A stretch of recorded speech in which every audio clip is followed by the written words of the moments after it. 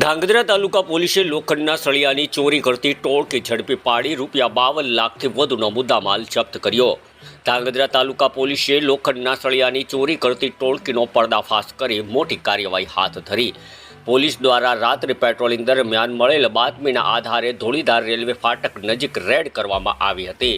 પોલીસને મળી માહિતી કે ટેલરમાં ભરેલા લોખંડના સળિયામાંથી ગેરકાયદેસર રીતે કટિંગ ચોરી કરવામાં આવી રહી છે। બાતમીના આધારે સ્થળ પર પહોંચી કાર્યવાહી કરતા એક ટેલરમાંથી લોખંડના સળિયાઓ ઉતારવામાં આવતા હતા। આરોપીને ઝડપી પાડવાનો પ્રયાસ કરતા આ દરમિયાન એક આરોપી ઝડપાઈ ગયો, જ્યારે બીજો આરોપી ફરાર થઈ ગયો હતો।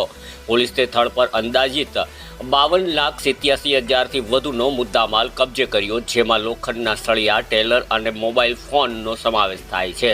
પોલીસની પકડમાંથી વિરમભાઈ ઉર્ફે શૈલેષભાઈ બળદેવ મુંધવા નાસી ગયેલ, ત્યારે લક્ષ્મણભાઈ દેદારામ જાટ નામનો આરોપી પોલીસની પકડમાં આવી ગયો હતો।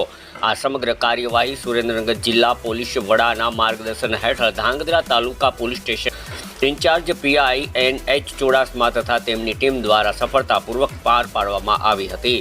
પોલીસે આરોપી વિરુદ્ધ ભારતીય ન્યાય સંહિતા 2023ની કલમ 303 કાઉન્સ 2, 54 અને 61 કાઉન્સ 2 હેઠળ ગુનો નોંધી વધુ તપાસ હાથ ધરી છે। બ્યુરો રિપોર્ટ દિનેશ ગાંભા સાથે ઋતુલકુમાર ધામેચા, ધ્રાંગધ્રા।